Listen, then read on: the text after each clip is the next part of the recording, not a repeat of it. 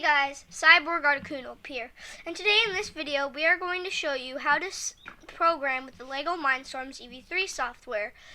We are going to use the Lego Mindstorms Home Edition EV3 software, which the download link will be in the description below and is completely free and safe.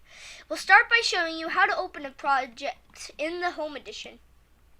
Once you have the software open, you will want to click the plus sign in the top left-hand corner of the screen. Once you have clicked that, a new project should start loading, which will take less than 2 minutes, and then here we are. Now you can start following along with the instructions. Now, you might see a little block here. All programs must start with the start block.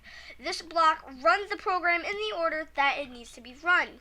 Now, in order to run the program, you have to have the blocks connected in the way of the order that you want them to. So, if you want the robot to go forward, then go forward one motor rotation, turn, hold on, the computer's a little slow, turn, and then go forward again. You have to connect them in that order for them to go forward, turn, and then go forward.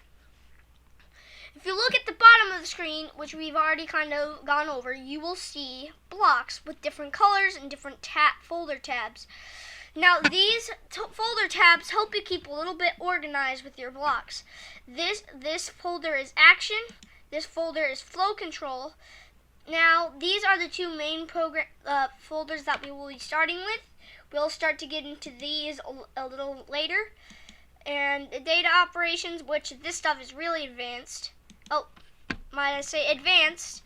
And now I don't even know if we'll be able to do this stuff, because this is really, really, really hard. So now my blocks. My blocks is, you might notice there's nothing there, so why does this folder even exist? It shouldn't be here. Now this is for my blocks, which you can actually create, but we won't go into that. As you can see, we can go to tools, and you can do my block builder, which we are not going into. So,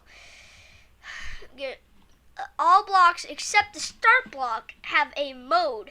Now, a mode is how, if you have a motor, you want it set for degrees, for seconds, on or off.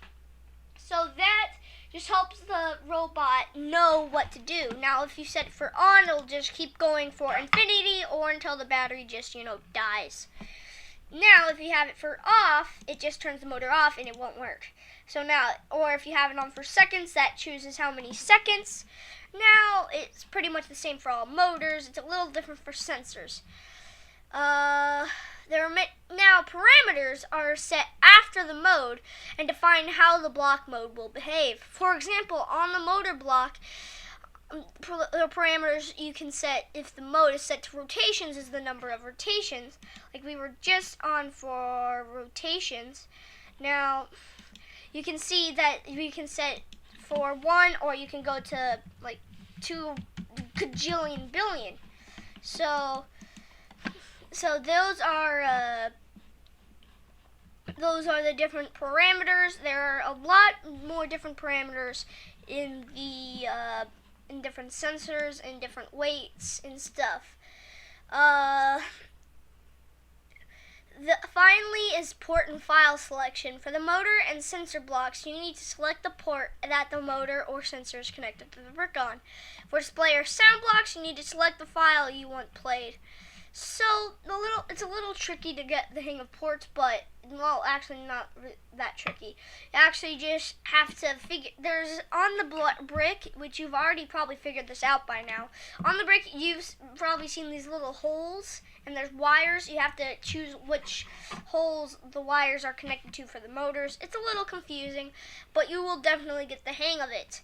Now, for sound files or visual or audio files, you need to select the file of sound that you want played. Like, we're not going to connect this. So if we do, like, we can make it say different things. So different sounds, you have to choose what sound you want it to say. And for display, you can go to Lego images and eyes and select the different eyes. So that'll wrap it up for this video. I hope you guys have enjoyed. I hope it was helpful, and I'll see you guys in the next video. Bye.